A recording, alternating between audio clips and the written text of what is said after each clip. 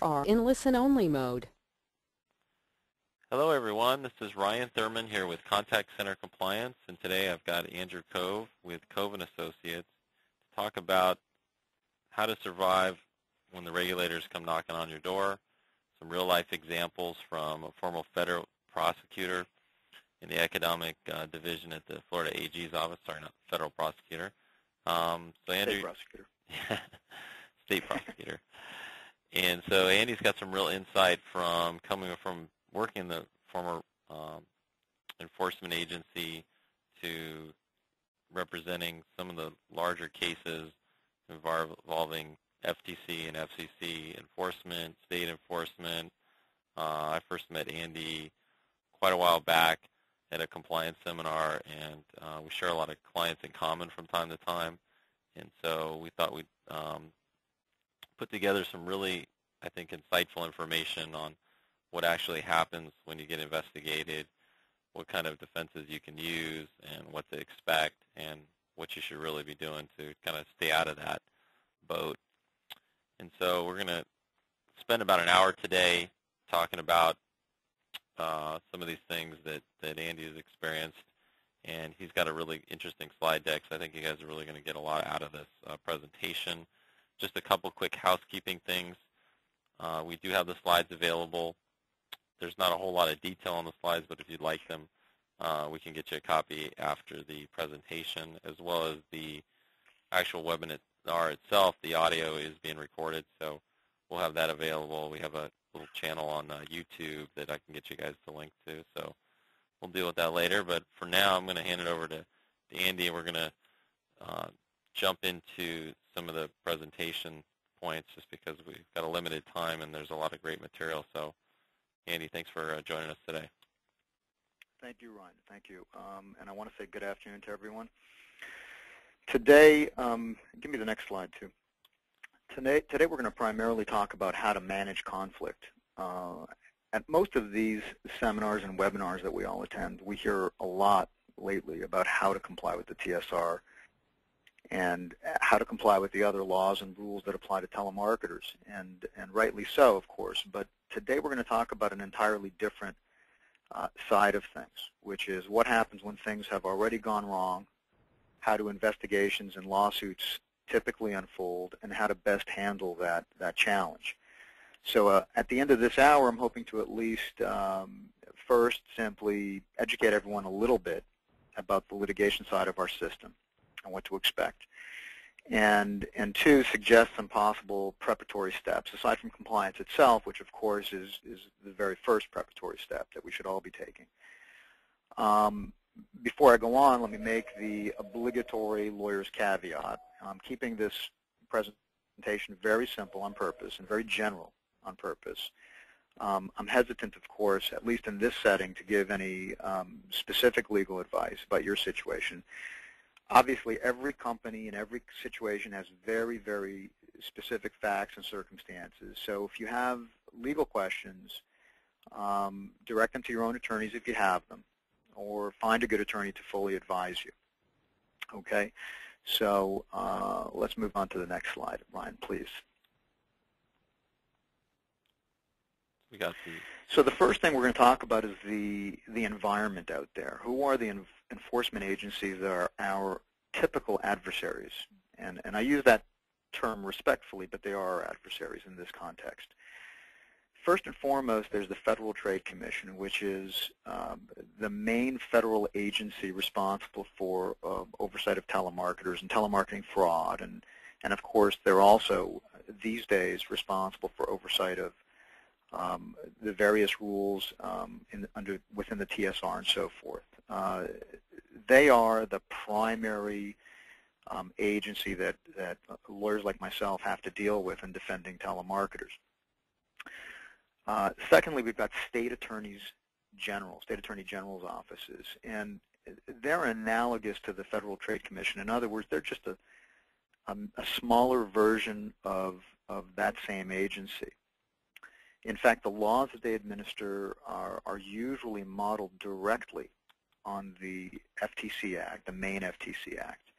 and they have often modeled their DNC and other rules after the federal the Trade Commission's rules.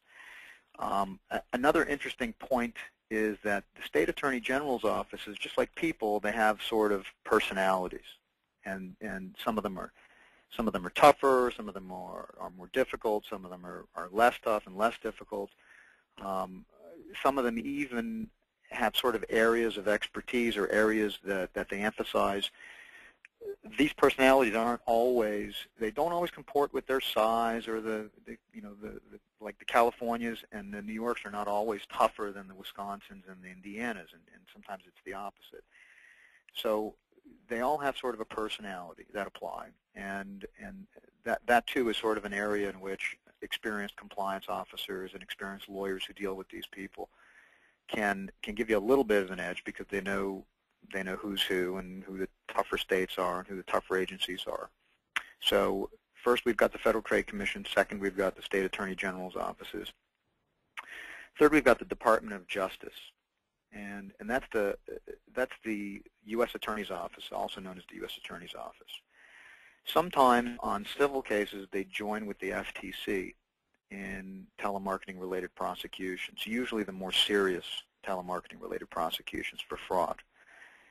They also, unlike the Federal Trade Commission and the State Attorney General's offices, which primarily are civil agencies, and maybe we'll touch on the difference in a moment, but they primarily sue companies and individuals for money more than punishment reasons. Unlike those agencies, the Department of Justice does both civil and criminal cases. Different departments, but within the same Department of Justice, they do both. So on the civil side, they sometimes join the FTC and become adversaries to our telemarketer clients. On the criminal side, they sometimes also bring action, a criminal prosecution. Although criminal prosecutions obviously is not an issue that applies to the vast majority of the people listening and the vast majority of telemarketers operating out there, thankfully. But criminal prosecution has become more and more prevalent in telemarketing world. So it's something worth mentioning, it's worth noting.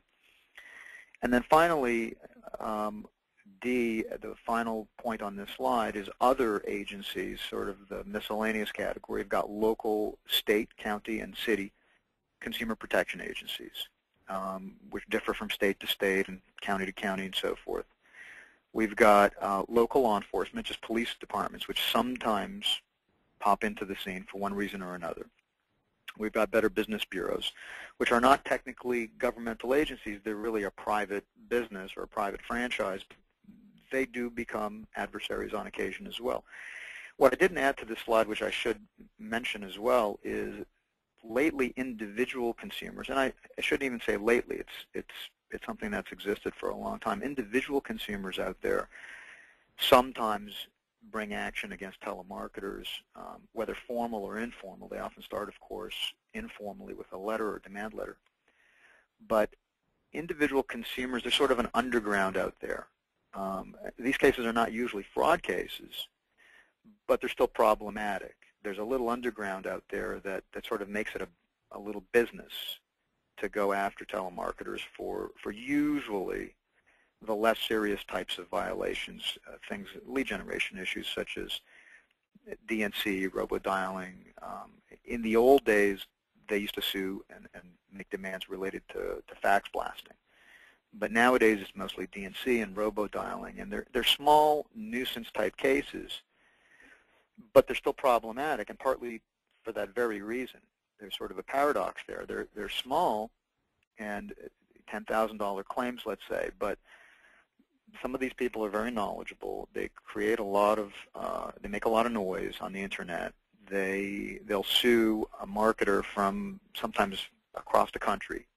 And when you're being sued for $10,000 across the country, there's not a lot of value in defending it, even if you're in the right. So they're nuisance cases, and they're a pain in the butt to resolve. But fundamentally, they're all about money, and it's galling. But they too have become sort of regular adversaries. In fact, there's a club. Like I say, there's a club of these people, and I've seen some of them 15 and 20 times now over the last 10, 15 years. So they keep popping up. What about next slide, please. What about the Andy? Sorry to interrupt, but we got a question on the Sure. on the enforcement agency that we don't have the FCC listed. They're not all that active, frankly, on the litigation side. There's been talk from them about getting more and more involved in these cases, but the truth is they've been relatively quiet in comparison to these other agencies I've listed. So occasionally we'll get a citation from the FCC, but generally speaking, we don't actually step outside and go to battle with them much at all. I can't think of any cases in which we've really had full-blown litigation. There are some agencies that I haven't listed here that we occasionally do battle with, and the FCC, in a manner of speaking, is one of them. Like I say, it's maybe not full-blown formal litigation, but there are citations, there are negotiations, so forth. There are other agencies I haven't listed here, like the U.S.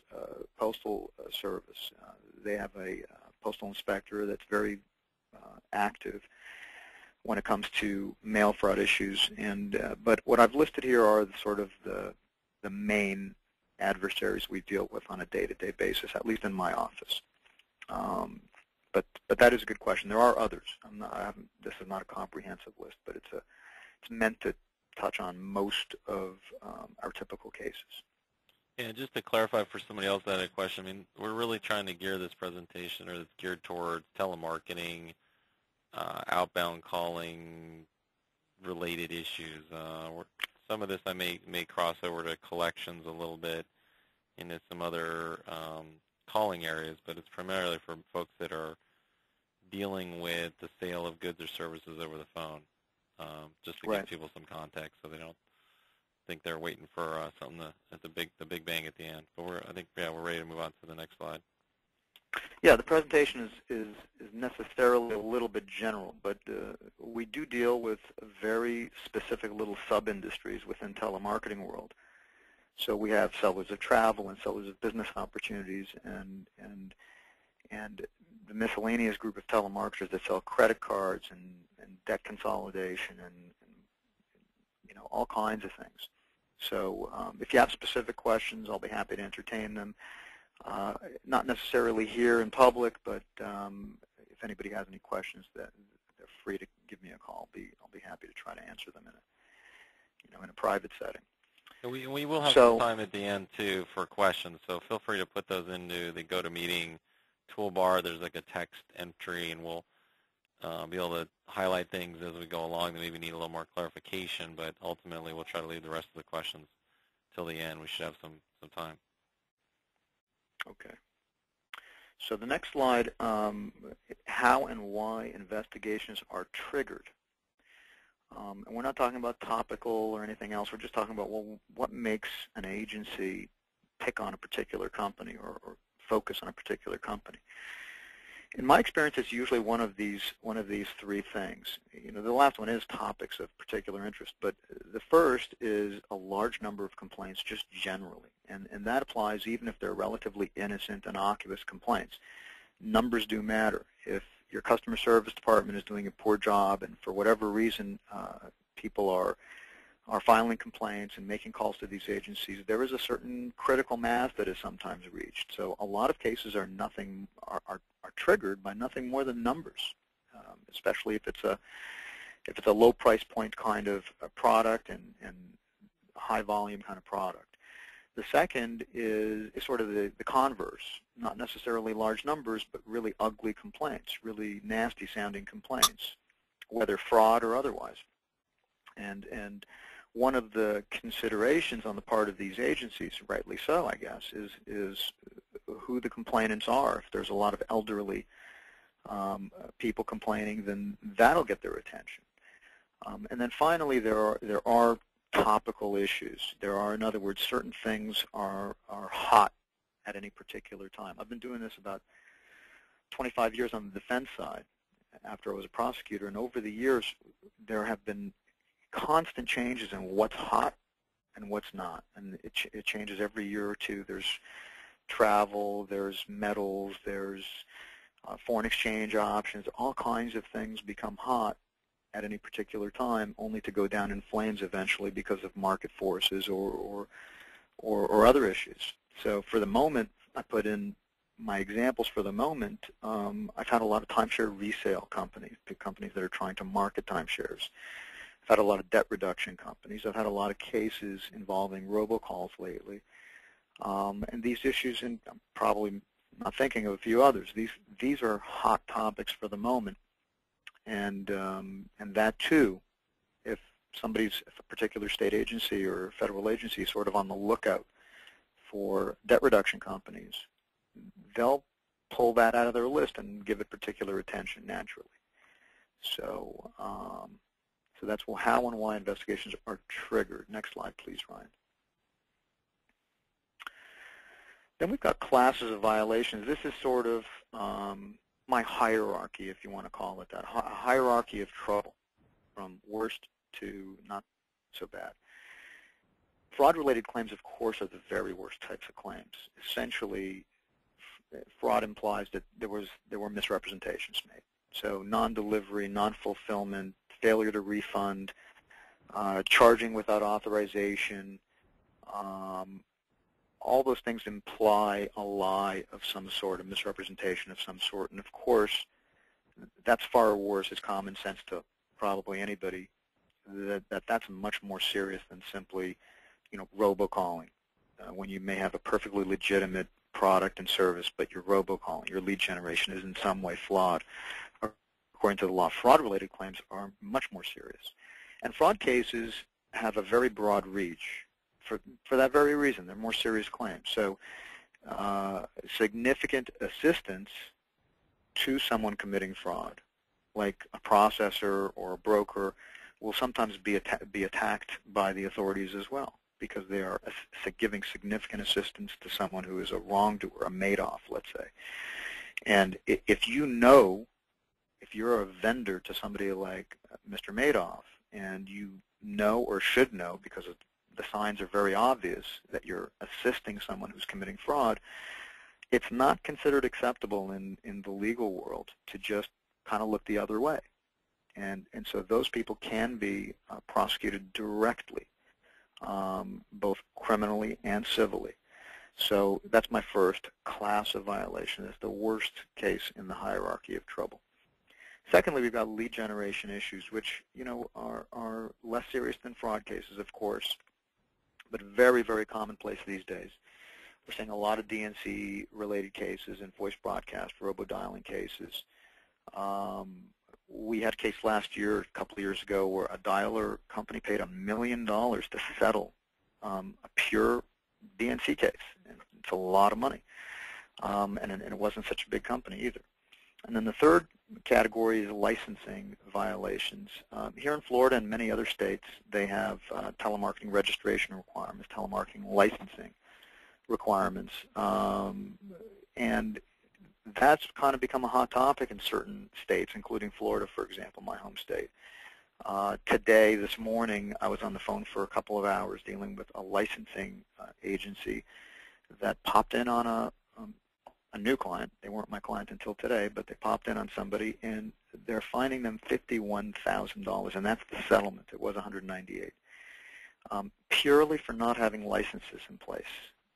The regulators tell me, wow, it's a beautiful call center, everything's being done very well, everybody's respectful, the product is an awesome product, but because they're not licensed, it's a $51,000 hit. So licensing cases can be an issue, at least monetarily they can be an issue.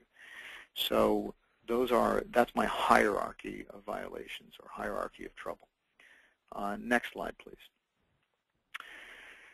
Now, and actually before I get into civil enforcement actions, I'm realizing maybe we should talk briefly about the difference between civil and criminal actions. There's actually two kind of divisions in the legal world. And a lot of you out there probably know this, but just to be crystal clear, civil and criminal cases represent the two parts of our justice system. Civil cases generally imply a claim by, whether it's an agency or a private party, a claim for money, a claim for civil relief. It's not about punishing you necessarily, although that is one of the effects sometimes. It's about compensation for some kind of wrongdoing, but a civil wrongdoing. Criminal cases, by contrast, are always brought by the government, never by private parties. And the idea in a criminal case, at least in a general theoretical way, it's about punishing someone for committing wrongdoing. Those two things are very different. They have, in some cases, different courts and different systems and different agencies, as we've discussed briefly. So that's the first way in which our system is divided. It's divided in sort of two halves, civil and criminal. The second way that our system is divided is something I also alluded to earlier, which is the federal system and the state system. Federal agencies and federal cases involve claims that involve crossing state lines. That's what makes something federal in a very general way. And state-related cases are cases in which the wrongdoing or the issue is something contained within the state. So state AGs are only interested in cases, or can only pursue cases, in which, let's say in our example, a telemarketer is selling from their state or to their state. If a telemarketer is selling from Georgia to Alabama, then the Florida AG's office has no business poking their nose into it. But by contrast, the Federal Trade Commission does have an interest in poking their nose into it. It crosses state lines, and if it's interesting enough to them, big enough for them, they will bring what is a federal case against the wrongdoer. So civil enforcement actions on this slide refers to sort of the most commonplace types of actions that are brought against telemarketers. They are usually civil. In what I just discussed was the difference between civil and criminal. Most of the telemarketing related cases I see are civil. I'm mostly a civil lawyer, and most cases in this arena are civil. So civil enforcement actions relates to both federal and criminal cases, but whether you're being pursued or investigated or sued by the Federal Trade Commission or the AG's offices, these civil enforcement actions have sort of a common protocol. Often they start with a subpoena for information or civil investigative demand, which is pretty much the same thing. It's a request for documents and other information that is usually issued in writing, always issued in writing. It can be very, very comprehensive. In other words, it can be very detailed. It'll ask just about everything that the company does and who's involved and what the product is, and copies of scripts and sometimes copies of bank records and so forth. So it's very invasive. When the FTC issues one of these, there's not a whole lot a company can do to avoid responding.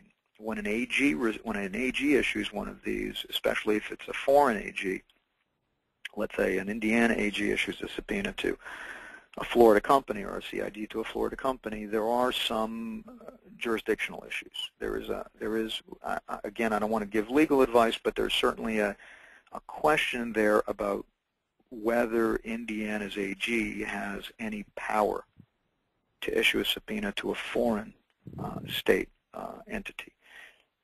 But I'll leave that to your counsel, and every case is different, of course, but the bottom line is it's a catch-22. Responding is bad because it often gives the AG or the FTC information with which they will hurt you. But not responding is bad too. It'll irritate, obviously. It'll aggravate the issuing agency, and even if you can legally get away with it, it's not always a smart thing to do. So getting one of these subpoenas or CIDs is a signal that you've got a problem. Depending on what your company does and how it does it and how clean it is, it may or may not be all that serious ultimately, but it's always bad news, of course. And cases don't always start with a subpoena or a CID. Sometimes they do when the agency still sort of needs to gather more information to sue, or when they're maybe just thinking about whether they should pursue something formal. But they do sometimes start with a CID or a subpoena.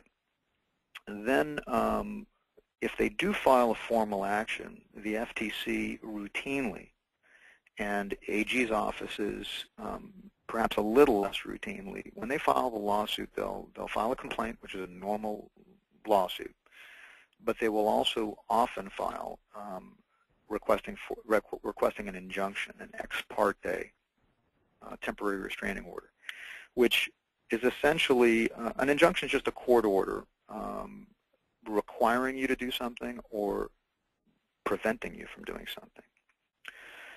So an ex parte TRO is a particular type of injunction. Ex parte refers to the fact that it's without notice to the defendants.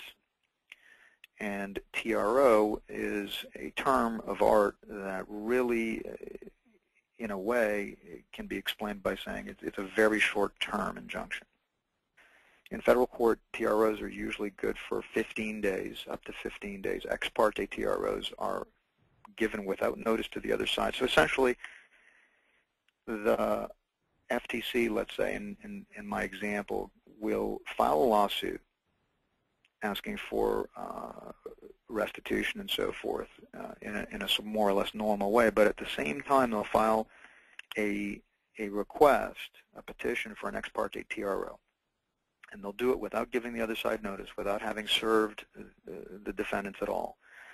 They'll go upstairs to the judge's office and essentially tell the judge, with affidavits only, not even real testimony, they'll essentially argue that it's important because these people are committing fraud or what have you, to freeze their assets, very typical, or appoint a receiver, very typical, take possession of the premises. All these things, very typical things for the FTC to request without notice to the defendants. So it's pretty devastating. And ultimately, they'll come to the defendant's door with a big box containing a brand new lawsuit and an ex parte TRO, which essentially, as I say, will tell the defendant and the individual defendants, individual principals, that guess what? All your assets are frozen. You can't go to your ATM. You can't touch your own money. Wherever it is, whether we know about where it is or not, you can't touch your money. You can't even use money to hire a lawyer. So in FTC world, that's very common, and I'm sure you can imagine very difficult to deal with, a very difficult challenge. Even getting a lawyer requires you to go to family and friends and scrounge up what, in this kind of case, is not so little, not such a small retainer, tens of thousands of dollars at least. So these cases often start with an injunction side by side with the lawsuit itself. Now, the term preliminary injunction that you see there is really the same kind of order, the same kind of injunction as an ex parte TRO, but for due process reasons, what happens is the ex parte TRO is very short term, as I say. The judge will usually enter it upon request by the FTC and give the FTC, say, a hearing date 10 days out, sometimes even 5 or 6 or 7 days out only. And that hearing is called a preliminary injunction hearing. The idea is to turn that TRO, which is given with no notice, into a more long-term injunction, which is given with notice. Not much notice, but with notice. And so that hearing is intended to give the defendant a chance to say whatever they've got to say. Very, very, very often, the vast majority of cases, the ex parte TRO very smoothly gets rubber stamped and turned into the preliminary injunction. It's very hard, as you can imagine, to effectively defend yourself with say, a week's notice, especially when the ex parte TRO often is accompanied by a stranger, a receiver, taking possession of your premises. So the preliminary injunction is good until, basically indefinitely, usually until the end of the case. And so these injunctions are worth mentioning at least. So that's sort of a sideline. That's sort of a detour to the main case, but a very important detour, at least at the beginning of these cases.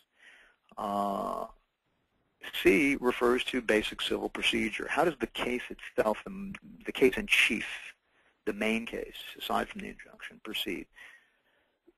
Well, it proceeds in a pretty normal way. That part is not abnormal like the injunction is. You've got pleading stage, and this is very, sort of, I'm keeping it very simple. Pleading stage is essentially the complaint, the answer to the complaint. The pleadings, there's a rebuttal of that, but basically the pleadings are the very first stage in which each side tells the court what they want or what their defenses are, and that's the pleading stage. And by the way, these stages, as I've written them out, they do overlap quite a lot. So just because discovery is after pleadings doesn't mean it's neatly after pleadings. The beginning of discovery is sometimes almost immediately. Discovery is how lawyers do their homework. We are in America, both state and federal cases, we have what we call very liberal discovery rules, meaning in my little example, the FTC can ask the defendants to produce papers, answers to questions. They can take depositions. They can ask them to admit or deny certain specific facts.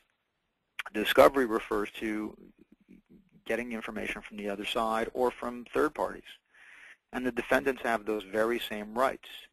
So a little bit like the subpoena, pretrial subpoena. Discovery is a way to find out what the other side has and who the other side's witnesses are and what they're going to say and so forth in advance of trial. We have a very, very open, very liberal discovery rules, so there's not a lot of limitations on that generally. The third stage is mediation or settlement. Mediation is a sort of formal settlement conference with a third party, a mediator, who is hired to sort of referee the discussion. Settlement in general is just settlement in general. Lawyers do speak to each other, adversaries speak to each other routinely about settlement, sometimes very early in the case, sometimes not. There's no rule for when you can talk about settlement. Sometimes it happens on the very eve of trial, but that's the third stage. Mediation is required in most courts nowadays. A formal mediation is required. But in my experience, these kinds of cases don't often settle through a formal mediation. They usually settle with the informal settlement discussions, partly because these cases are a little bit esoteric, meaning they're unusual, they're different, there's not a lot of expertise out there, and the mediators often don't have a clue what we're talking about when we go to mediation. So it's almost easier to talk directly to the FTC or to the AGs. And then ultimately, if mediation fails and settlement fails and there's just no meeting of the minds, you have a trial, just like any other kind of trial. In this subject area, trials are typically non-jury trials. There are some exceptions, but in civil enforcement actions, generally, we've got non-jury trials in these kinds of cases. D, Fifth Amendment issues. I'm referring to the Fifth Amendment here because it does come into play sometimes. The Fifth Amendment, for those of us who don't know, when we all watch TV, we see that on Law and Order, defendants sometimes assert their Fifth Amendment privilege, as we say. The Fifth Amendment basically says that you're not required to give answers to questions when those answers might incriminate you, might help the authorities incriminate you. So you're not required to admit you committed a crime, and you're not required to admit anything that helps them, helps the authorities put their case together. But it only applies to cases in which the answer is going to incriminate you, not civil cases. So unfortunately, in very serious telemarketing-related fraud cases, this is something we have to consider. You essentially, to walk you through how this works, if I have a defendant, let's say Bernie Madoff, to use a good example that everyone knows. If Bernie Madoff walks into my office and he tells me that he's been sued by the SEC or the FTC, and they want to question him, and it's crystal clear that the answers to those questions are going to incriminate him, then we have to probably assert his Fifth Amendment privilege and refuse to answer their questions, just like you see on TV sometimes. Now, in a criminal case, when the police department questions you, and that's all we're looking at is a criminal case, there's no real downside, in a way. There's no real downside to taking your Fifth Amendment privilege and asserting it. The judge is not allowed to comment on it. The prosecutor is not allowed to comment on it. The jury is not allowed to hear about it. If you refuse to even testify, that's perfectly acceptable. That's part of the Fifth Amendment privilege. And they're not allowed to mention it to anyone. They're not allowed to use it against you. But in a civil case, they are. So the way it plays out is if Bernie Madoff is my client and we're looking at strictly a civil case, but I know that his answers might, put a criminal case together, might lead to a criminal prosecutor, making charges against my client, filing charges against my client, then I'll sometimes have a difficult decision. If he asserts his Fifth Amendment privilege, that's a good thing. It helps us, keep certain things quiet. But it's a bad thing on the civil side because they are allowed, unlike in a criminal case, they are allowed to use that assertion of the Fifth Amendment against my client. We call it drawing an adverse inference.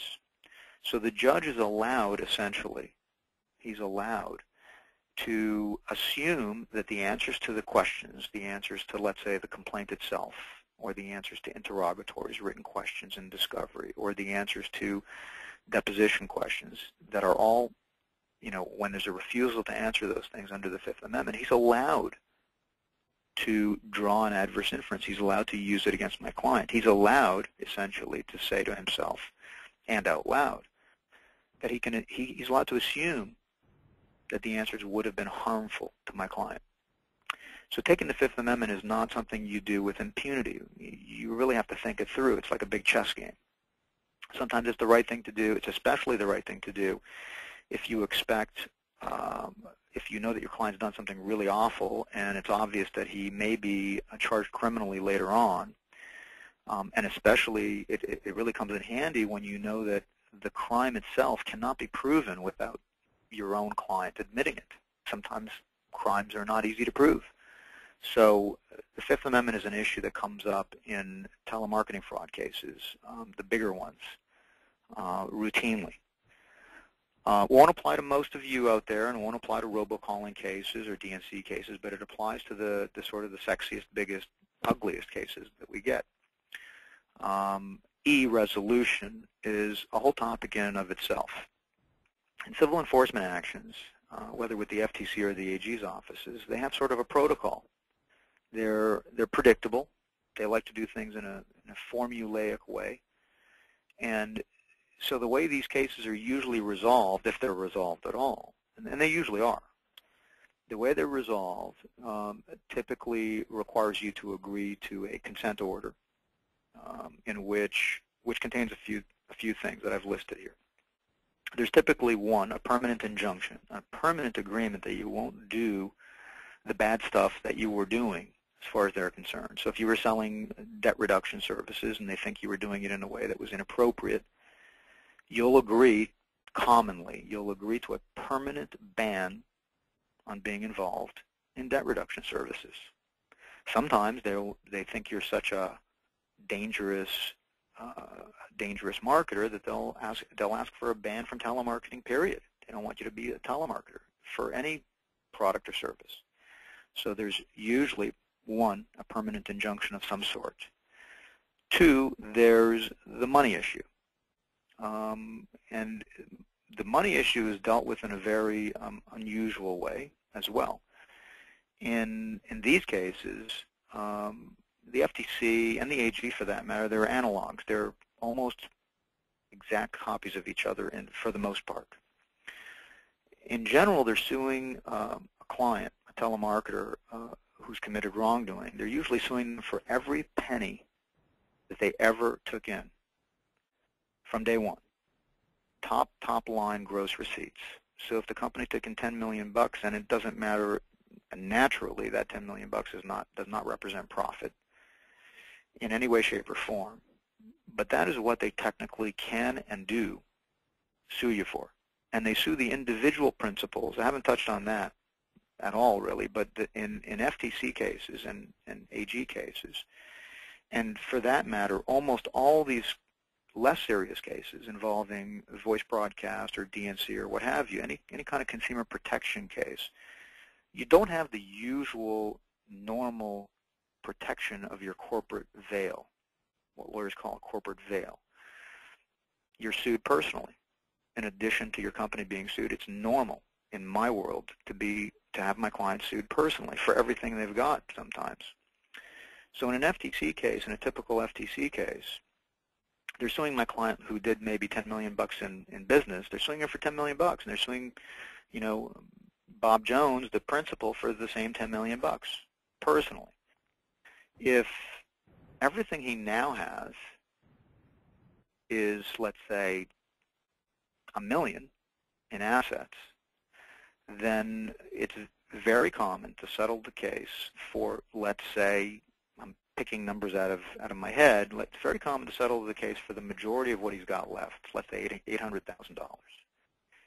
And it's very common in that example, if the FTC is satisfied that that's all there is, and that this is a satisfactory payment under these circumstances, it's very common for them to put into the consent order that you're agreeing to a $10 million judgment, Mr. Jones and his company, Mr. Jones individually and his company.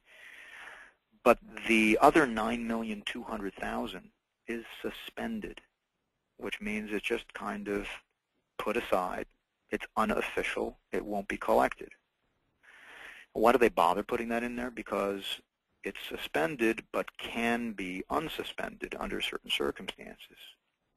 So they always have something called an avalanche clause in these cases, in which basically says, in my example, Mr. Jones will pay $800,000, and the remainder, the $9,200,000, will be suspended unless, and we're relying on his financial statements because he fills out financials and establishes what his assets and liabilities are and so forth. That $9,200,000 is suspended unless we discover that he made a material misrepresentation, that he lied in a material and an important way. So if they discover $50,000 is socked away in Monte Carlo somewhere, and they discover it even years later, and they put two and two together, and they realize Jones lied to them back in 2012, they can unsuspend the judgment and go after him for the full $9,200,000, not just the $50,000, but now the full $9,200,000 is active. It's alive. It's a real judgment. So that's what an avalanche clause refers to. And that name is used, obviously, for the dramatic effect. But it is the vernacular. It is the code that is usually used. And so you've got the permanent injunction, you've got the suspended judgment with some payment, and an avalanche clause. And then finally you've got fencing in provisions, which are typical in both FTC world and the AGs. Fencing in provisions refers to provisions that typically require the defendant to let the FTC, the agency, know whenever he's changed jobs, whenever he's changed his residence, whenever he's started a new company. The idea of fencing in provisions is, let's keep tabs on this guy. That's part of the agreement, is you're going to let us keep tabs on you. You only have to tell us when you change something. And actually, let me back up. Usually what's required is, and they do things, as I say, in a very formulaic way, a very consistent way, generally. These things may change over the course of years, but they're very consistent from case to case. My FTC cases, and I've had a lot of them, always contain these various ingredients. So it's typical for fencing in provisions that you're required 6 months after you settle your case, you have to fill out, or you have to send in a baseline report. Here's where I live, here's where I work, here's what I do, blah, blah, blah. That's the only one that's mandatory. After that 180-day report, it's just about sending in changes, just amendments. You never, if you don't move and you don't change jobs and you don't change anything else in your life, 20 years might go by or 10 years might go by. If you do change something, you're required to send something in and let them know. Otherwise, you violated your consent order. That does not trigger the avalanche clause, but you have violated your order and you can be sued or prosecuted for contempt. So fencing in provisions are always part of these agreements as well. They used to only request fencing in provisions for 3, 5, 6, 7 years. Now lately they've been asking for as much as 20 years. I was recently asked for on a case, although we didn't agree to it. So so that's the story with civil enforcement actions. This applies to both FTC cases and AG cases, but particularly to FTC cases. They're very consistent. The AG's offices, there are 50 of them, of course, and they do differ a little bit from state to state. So some of them use injunctions routinely, some of them don't. Some of them use some of these other, some of them take some of these other steps, some of them don't. But these examples all apply to FTC cases at the very least. So next slide, please, Ryan. Cool. We're on to criminal prosecution. Yep. So the other kind of case, as I said earlier, our system, is divided into two parts, civil and criminal. My cases are normally civil, 90% of them, but there are some unfortunates that have committed wrongdoing on a very large scale, like the Madoff example. Not my client, of course, but I've unfortunately had, not unfortunately for me, but unfortunately for my clients, some of them have been sort of notorious and have been prosecuted criminally. When the government files a criminal prosecution, if it's a very significant case, and if it's any telemarketing case involves crossing state lines, typically, not necessarily, but typically, of course, they cross state lines. So our main adversary on the criminal side are the U.S. Attorney's Office, also known as the Department of Justice.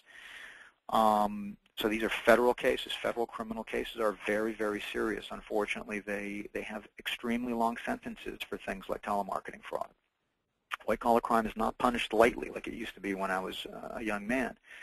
And typically, the charges that are brought for telemarketing-related fraud are mail fraud, the use of the mails to commit fraud, wire fraud, the use of the telephone to commit fraud, money laundering, which is essentially using ill-gotten gains to do anything. Buy a car with stolen money, it's money laundering. And licensing violations can be criminal too, although they're far, far less serious than sort of the fraud example I'm using.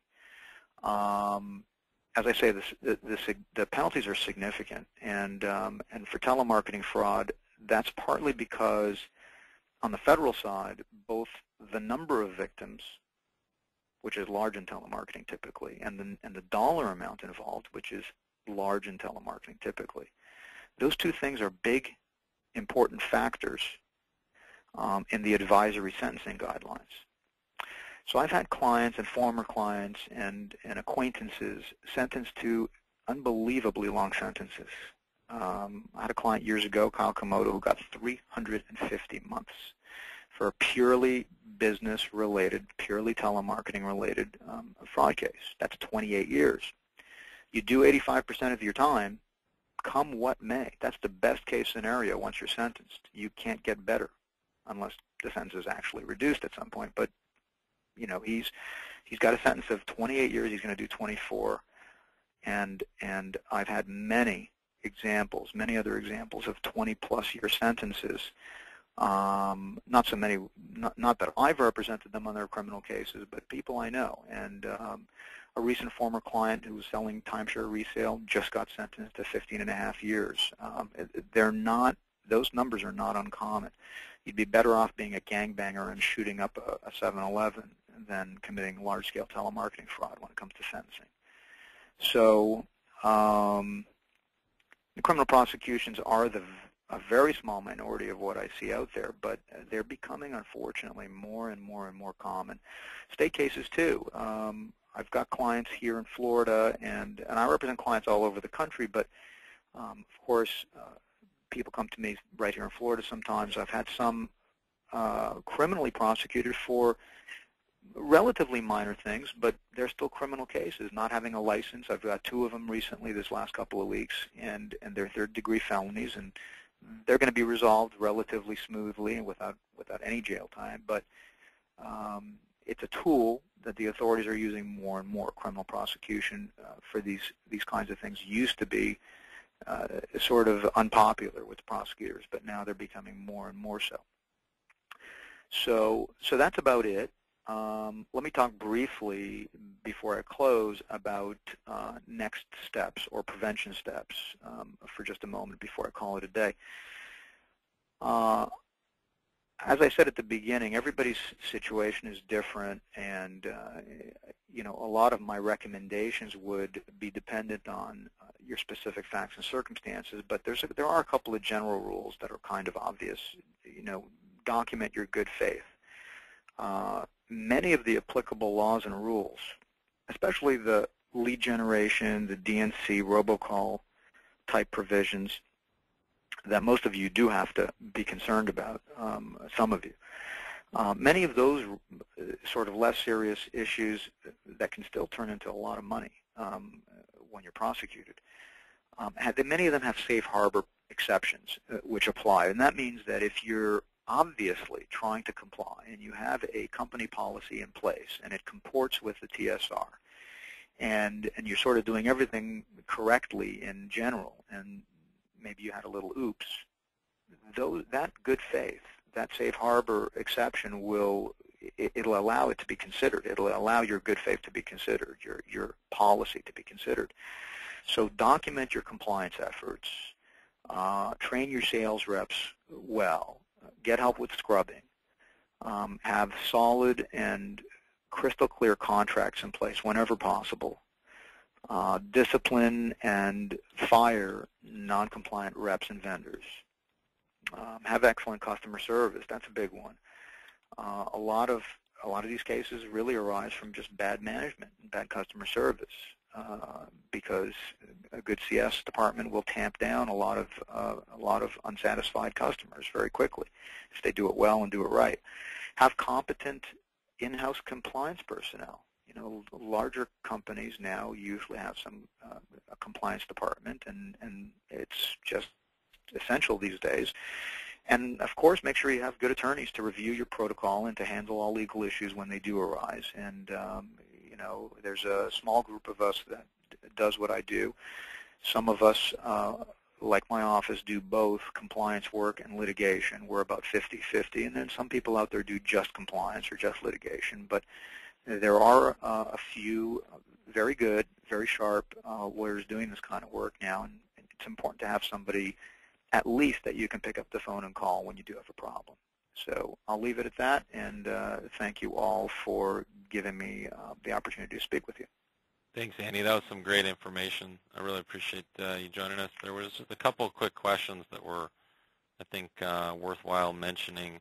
Before I do that, there are a couple free things that you can get just by having attended today's seminar. One is if you're looking at some of the changes with the FCC rules and you wanted to find out maybe potentially what your exposure would be with calling cell phones, we can basically scrub for cell phones, tell you, how many numbers you potentially might have that you might need to think about with customers, or maybe it might open your eyes to amount of customers that are actually using cell phone as their primary contact number. And we also do have a kind of a good step that you can take with safe harbor compliance. You can go through a safe harbor wizard with our tool, so I'll get some information out to everybody about that when we're done here this afternoon, along with a copy of the slides for the folks that want it, and then I'll also give you the link to the recorded version that I'll upload to our YouTube Contact Center Compliance channel. We also have a group on LinkedIn with people like compliance officers and attorneys and people that run call centers that kind of share ideas and post, news and stuff that's going on. That's worthwhile. There was 2 questions that I think we'll use, and then we'll wrap things up. One of them was, if you are in a situation where a one-off consumer is threatening suit under the TCPA and the state rules, one of the underground Andrew referenced, do you advocate having them sign a full release if you decide to settle the matter out of court? I'm not sure if I followed. Is the question whether I would recommend having a general release when you settle? Yeah, it says basically it's basically where a one-off consumer is threatening suit under TCPA or the state Well, yeah. rules. When you settle any kind of case with a consumer or really anyone, you're going to want a general release. It's considered standard protocol in the legal world, and that applies even to the FTC or the AG or any agencies. You essentially get a release in a sense, because your agreement will always say this settles all matters between the parties up to today. And that's really all a general release is with a private party too. And so yes, it would absolutely be standard procedure for me, and I think for any decent lawyer, to ask that plaintiff consumer for a general release before you hand them any money or make any deal. And I get the question with those kind of people from our clients, how do we avoid these people? Do we put in good scrubbing practices? Yeah, that's a good idea. You have good documentation. Sure. You have a good attorney. What else can you do? Because they're playing a game knowing that it's going to cost you money to hire your attorney or get legal help to defend the case. And so, there's just... That's exactly right. They make the cost of litigating, even when you sometimes have good defenses. I've got a couple now. With people I know well, the plaintiffs are people that just keep popping up year after year, and some of them are a little, I don't know what to call it, a little unusual. They're not always incompetent. Sometimes they know just enough to cause trouble, but some of them are a little unusual and sort of difficult to deal with, to say the least. How to avoid them? It's a hard thing to do. I think the best thing I can think of is you got to share information about these particular sort of top 10 as much as possible, so that you never solicit them. You want to try to create your own list of your own internal DNC should include these people if you can, however you get their numbers. Yeah, I know, and there's not like a national pool of them that you can go grab, and we've looked at developing that here, but they change their phone numbers all the time. They opt into different things, and so tracking... They do, and they do. They actually get, there's a couple of them that look at this as a little business, and, it's kind of galling and annoying, but they look at it as a little business. In the old fax blasting days, we had one guy in Pittsburgh who had a bank of fax machines, rather, in his basement, just to sort of fish for marketers to attack. And I'm sure they do the same thing now with DNC and with voice broadcast. So it is a difficult thing to combat. I know that many of these guys, in this day and age, they talk to each other on the internet. They share information about you all. That's for sure. And I think it might be worth going on some of those sites and kind of fishing around yourself. They do often have their own phone numbers on there and their own information on there. And to a small degree, I guess, we could identify phone numbers and such, but it's not easy to do. Yeah, definitely. Well, I appreciate your time, Andy. Hopefully we'll be able to do this again sometime, but I think there's definitely some take-homes for people, and it's pretty eye-opening. My contact number's on the slide, and I'm on LinkedIn, and I've got a website. So if anybody has any questions that they want to direct to me privately, feel free. Appreciate it. Well, I hope everybody has a great afternoon and the rest of the week. And anybody coming to the Washington Summit with the PACE, formerly ATA, let us know. We'll be out there as well. Thank you, Ryan. Thank you all. Have a great one. Have a nice day.